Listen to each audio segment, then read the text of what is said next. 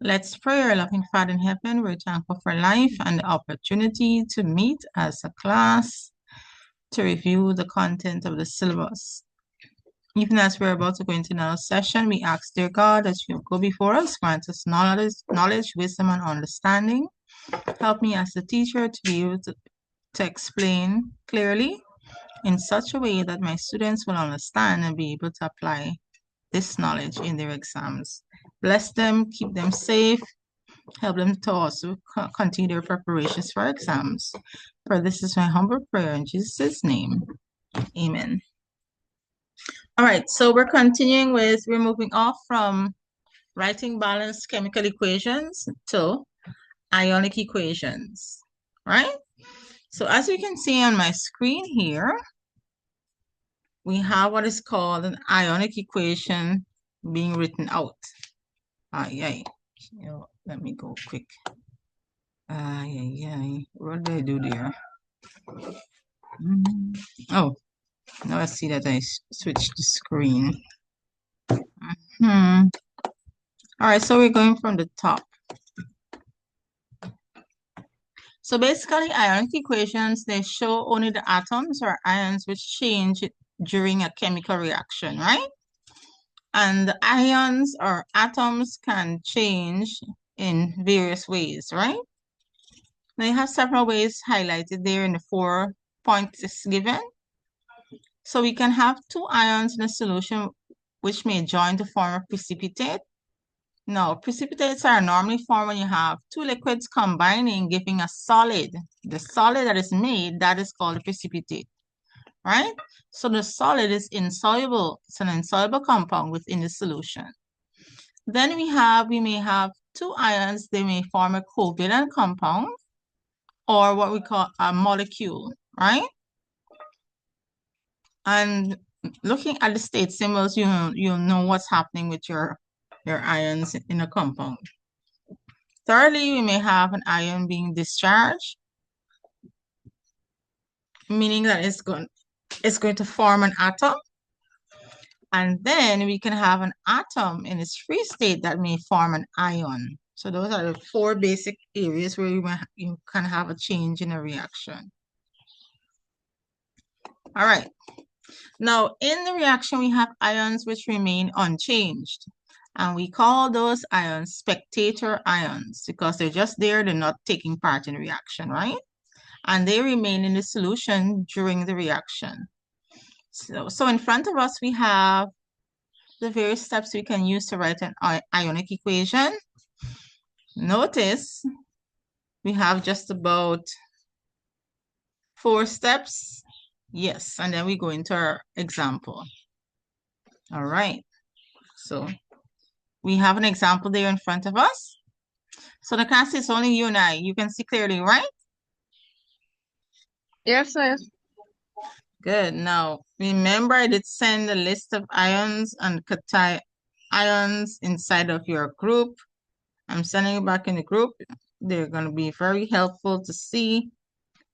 Yes, it's there.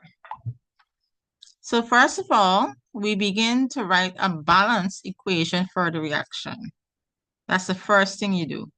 You have to have your balanced chemical reaction, right? In this case, we have silver nitrate combining with potassium chloride to make silver chloride and potassium nitrate, right? So the first step is to get the balance equation. And you guys did learn how to do that. So far this equation is balanced, right? As we can see, we have basically one of each ion present on both sides of the reaction. Good. Step 2, so we have to rewrite the equation showing any ions in solution as individual ions. So how do we know when something is in solution? What state symbol do we look for?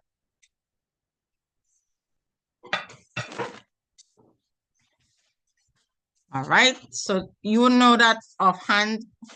So when we see in bracket that AQ, we know that there's a solid dissolved in a liquid, right? So we look for the aqueous there. And then we split that compound into its ions, right? So for step 2, so we split silver nitrate into its ions. So you have the silver ion, and we have the nitrate ion.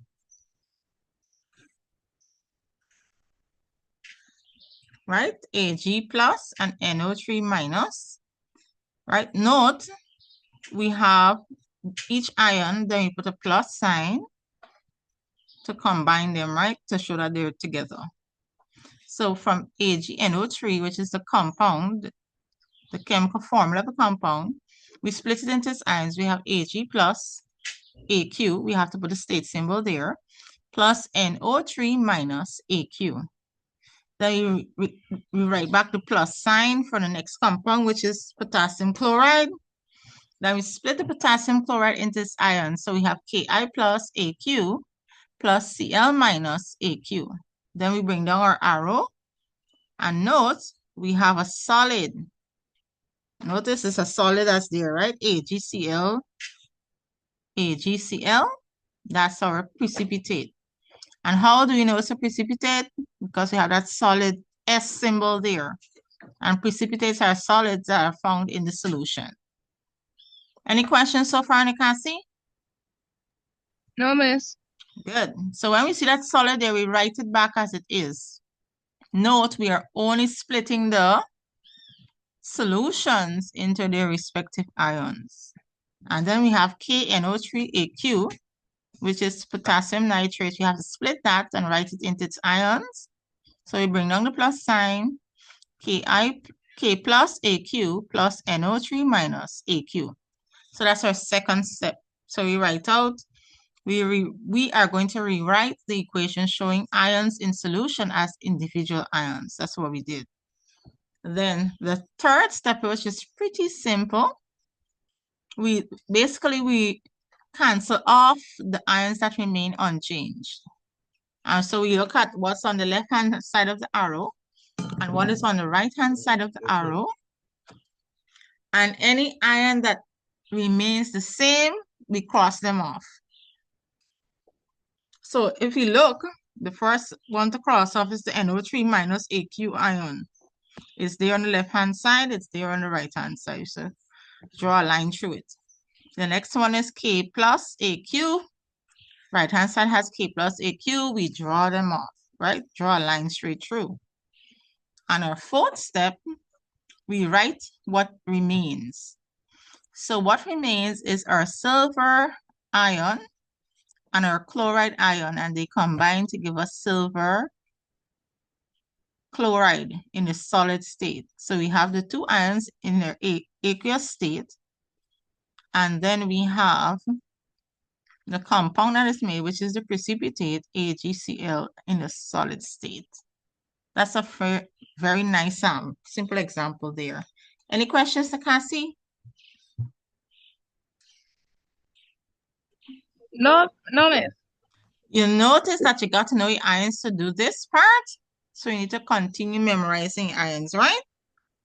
Yes, miss. Continue memorizing your ions. All right, let's look at another example.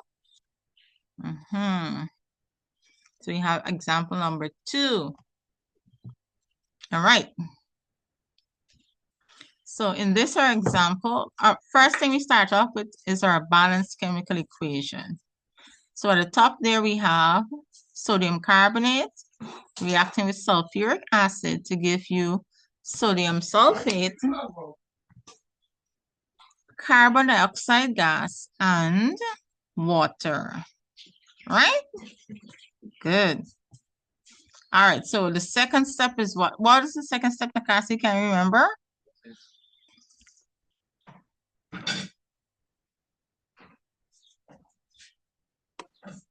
Second step. Miss, not full balance of the equation. No, you weren't paying attention, Nakasi. Let's go back to the first example. The second step is to rewrite the equation showing any ions in solution. What? So we look for the ones that are in solution, we split them up into their ions, right? So the sodium carbonate, you have to split that up into its ions.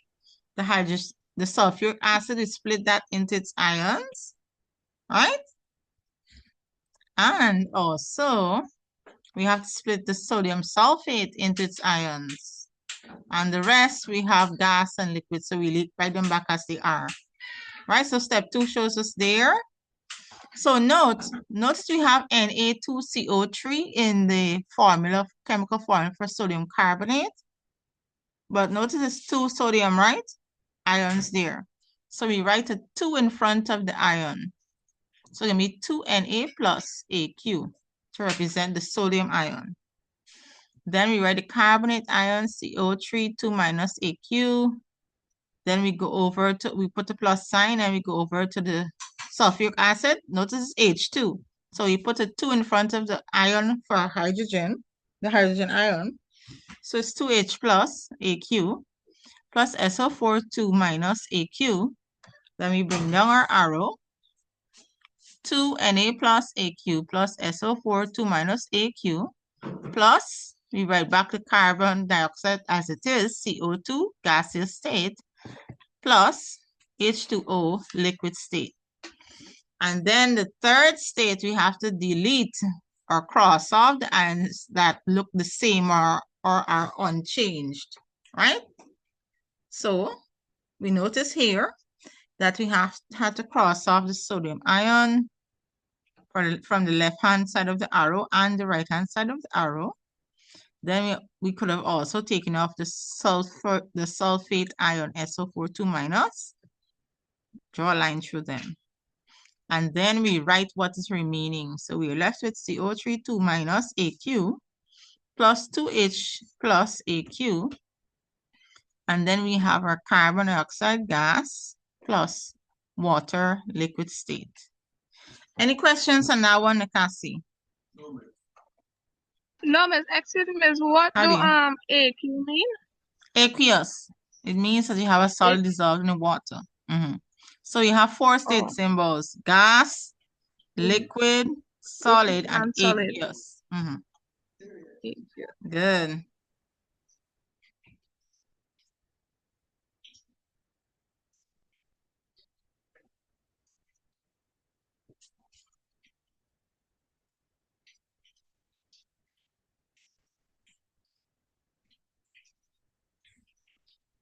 All right, notice there's a little note here, right? Now, if you have coefficients that are not in their lowest ratio, you can cancel them to the lowest possible ratio. You have an example there, right? So in a reaction between sodium hydroxide solution and sulfuric acid, note you would need 2 moles of sodium hydroxide to react with 1 mole of sulfuric acid, giving you 1 mole of sodium sulfate and 2 moles of water. So after you follow the steps, you have a reaction which is 2H minus Aq plus 2H plus Aq, and you end up with 2H2O liquid. Now, if you look, you can cancel off these 2's, divide everything by 2 to get just 1 of each. And you have OH minus Aq plus H plus Aq, giving you water. So in those cases, when you can simplify to the smallest ratio, you will do so. All right, revision questions. All right, so we gotta do some work, Nikasi. Try, oh yeah, and remember your babysitting, can't really right now. Anyhow, so we gotta do some work on balancing chemical equations. I want you to try A and B for homework and send me them like around 4 o'clock this afternoon. Inbox me your answers. So try balancing question 1, do A and B for me. Write that down somewhere. And let me see if there's anything on equations here. We did that. Oh, no, you gotta do something with ionic equations, right?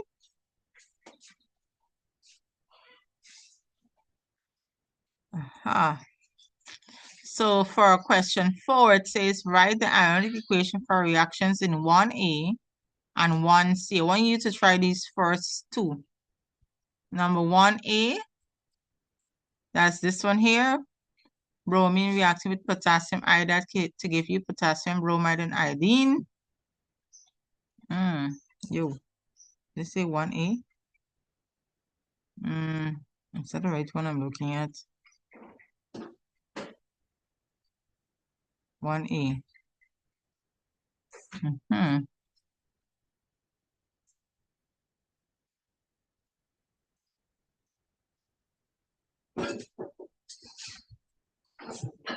Everything is aqueous there.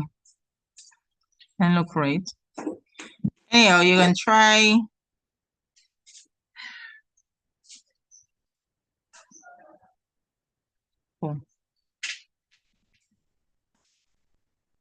1A, 1C, 1E, 3B. Try 3B and C for writing the ionic equations. That's above here. Number 3B and number 3C. So you have to write balance equations to these guys and write them out. You taking out your homework? Yes, miss. Good. So you got to do the first two for question 1, A and B. And then you go to number 4 gonna be writing equations, chemical equations, ionic equations, sorry, for 3B and C. Good. All right. Let me see how much time we have left. We can start types of chemical reactions. So I need to give you practice on that. All right. Let's look at some of the types of chemical reactions, right? Now, there are 7 main types of chemical reactions. First of all, we have the synthesis reaction. Now, what happens in a synthesis reaction? You have 2 or more substances coming together or combining chemically to produce a single product, right? In our example here, we have aluminum and chlorine, and they come to give together to give you aluminum chloride, right? So think of them as A and B coming together to give you AB, in other words. That's a synthesis reaction. Then we have decomposition reactions, which is actually the reverse of these guys, right? Where you have one compound being broken down into its components, right? So during a decomposition reaction, a single reactant is broken down into 2 or more products. Now, this can be carried out by heating the compound, which is thermal decomposition, we call it, or by passing an electric current through the compound in the liquid state or dissolved in aqueous solution. We call that process is called electrolysis, and you learn a little bit more about that when we come more into the heart of your textbook. So decomposition, you have the one product is broken down into its components. So in our example, we have magnesium carbonate, which is a solid. Being heated, it gives you magnesium oxide, which is a solid, and carbon dioxide gas, right? Any questions there?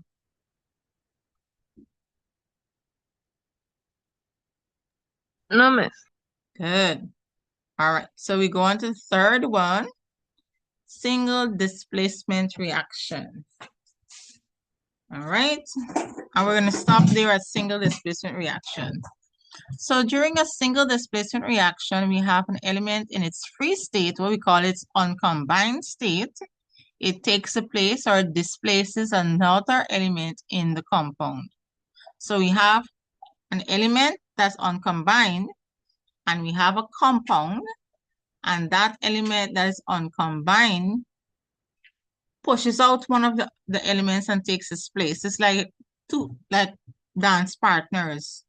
Let's say you have a couple dancing, and then somebody single on the outside want to dance with the one person in the pair. Let's say you have a female looking at a couple dancing, right? So what basically she does, she pushes out the partner that the man is dancing with, and she dances with the guy, and the other one is left one side. So that's what basically happens in this one here, right? So the more reactive element, it displaces the less reactive element, right? And so we have two types. We can have a metal displace the hydrogen from an acid or another metal from a compound. So we have our examples there. So we have magnesium, which is our metal. Then we have the acid, hydrochloric acid. And in this first example, magnesium chloride is formed and the hydrogen is pushed out. So magnesium takes the partner, which is the chlorine, and pushes out the hydrogen. And then you have another example with zinc, the metal zinc reacting with copper sulfate. Now, zinc is more reactive than copper. So it pushes the copper out of the compound and takes its partner, which is the zinc, which is the sulfate, forming zinc sulfate. And we have the copper one side. Right? So basically, think of the metal being more reactive and stealing the partner of the component in the compound. You think you understand that one?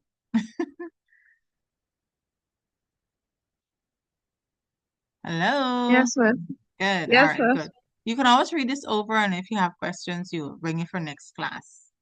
Then our next example is where we can have a non-metal. It may displace another non-metal from a compound. For example, if we have chlorine gas and we have potassium iodide. Now, when chlorine reacts with potassium iodide, it pushes the iodine out of the compound and takes potassium as its partner to form potassium chloride. That's what you're seeing in your reaction down here, right? That's your reaction there. And then that happens because the chlorine is more reactive than iodine, right? So those are the three we've looked at. Remember, sorry. Yeah. So synthesis, that's where you have two compounds coming together to form one product. Then we have decomposition, where you have one compound breaking up into its elements or its components, right? It can be two or more products being formed. And single displacement is where you have, in two cases, you have a metal pushing the hydrogen out of a compound, or you can also have a metal pushing another metal out of a compound. That's where, in our example, the zinc and the copper sulfate. And then we can have a non-metal such as chlorine displacing another non-metal from a compound. And we're going to stop there for today.